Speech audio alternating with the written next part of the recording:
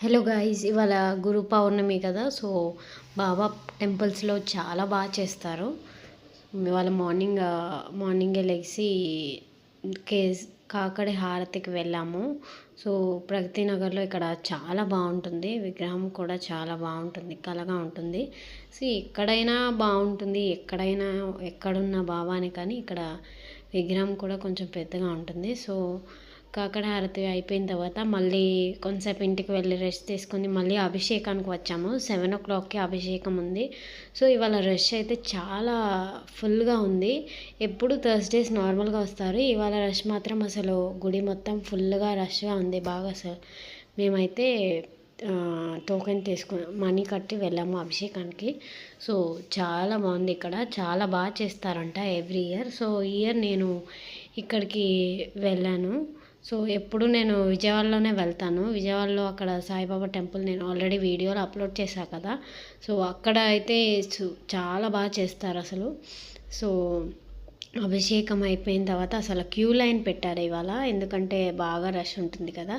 So evening మధ్యాహ్నం హారతికి వెళ్ళేసరికి అసలు స్టార్టింగ్ నుంచే క్యూ స్టార్ట్ అయిందనమాట.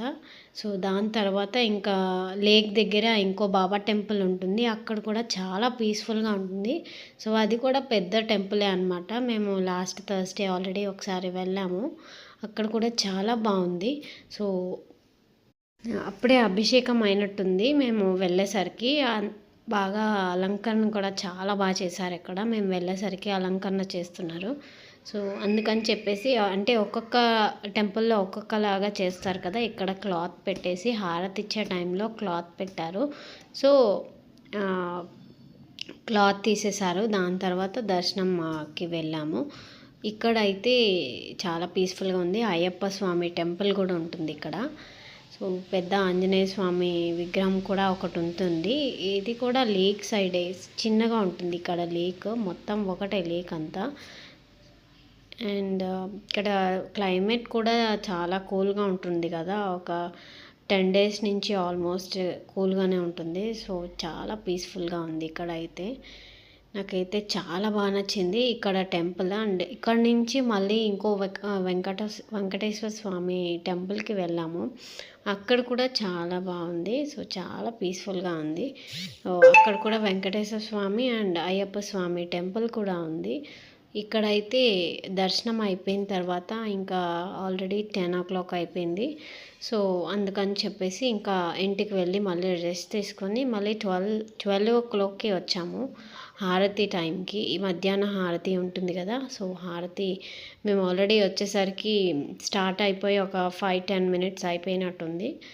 సో ఇంకా హారతి చూసేసుకున్న తర్వాత అన్నదానం ఉంటుంది ఇక్కడ. సో మధ్యాహ్నం అన్నదానం ఇక్కడే తిన్నాము, చాలా బాగుంది. సో అన్నదానం ఎక్కడైనా చాలా బాగుంటుంది. బిఫోర్ నేను ఎక్కడ తినేదాన్ని కాదు, ఇక్కడైతే మాత్రం చాలా బాగుంది. చాలా ప్రశాంతంగా కూర్చుని తినచ్చు. కొన్ని చోట్ల తోపులాట్లు అట్లా ఉంటాయి కదా. సో ఇక్కడైతే చాలా ఆర్గనైజ్డ్గా ఉంది మొత్తం. టెంపుల్లో కానీ అన్నదానం దగ్గర కానీ చాలా బాగా నచ్చింది. అండ్ ఎవ్రీ థర్స్డే పెడతారు ఇక్కడ అన్నదానం. లేక్ దగ్గర బాబా టెంపుల్ ఇది. సో మీరు కూడా ప్రగతి నగర్లో ఉంటే ఇక్కడ ట్రై చేయండి వెళ్ళి, చాలా పీస్ఫుల్గా ఉంటుంది. ట్రై కాదు, వెళ్ళి చూడండి. అండ్ సో మధ్యాహ్నం భోజనం చేసేసిన తర్వాత మళ్ళీ ఇంటికి వెళ్ళిపోయాము. సో ఈవినింగ్ చూడాలి, ఈవినింగ్ రెయిన్ పడుతుంది కదా. సో అందుకని చెప్పి కుదిరితే వెళ్తాము. అండ్ ధూప్ హారతి ఉంటుంది కదా ఈవినింగ్ టైమ్స్. ఇక్కడ అలంకరణ కూడా చాలా బాగా చేశారు ఇవాళ, నాకు చాలా బాగా నచ్చింది. అండ్ మేము వెళ్ళేసరికి కూడా గుడి మొత్తం ఫుల్ అయిపోయారు. సో అక్కడక్కడ కొంచెం ప్లేస్ ఉంటే అక్కడికి వెళ్ళి నుంచున్నాము. సో బాబా మాత్రం చాలా కలగా ఉన్నారు ఇవాళ. గురు పౌర్ణమి అన్ని టెంపుల్స్లో బాగా చేస్తారు. విజయవాడలో మేము వెళ్ళే టెంపుల్ దగ్గర కూడా చాలా బాగుంటుంది, అక్కడ కూడా చాలా బాగా జరుగుతుంది. ఇవాళ మిస్ అయిపోయాను అక్కడ. సో ఎక్కడైనా బాబానే అనుకోండి, బట్ అక్కడ నాకు అలవాటు కదా అక్కడ వెళ్ళడం. సో నాకు అయినా పిక్స్ వస్తాయి అక్కడ టెంపుల్వి.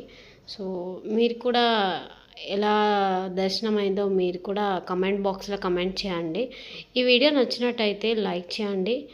సో ఇదన్నమాట అలంకరణ మొత్తం ఒక పిక్ తీశాను. సో ఇది చిన్న బాబా అన్నమాట. సో షిరిడీలో ఉన్నది కూడా ఉంది.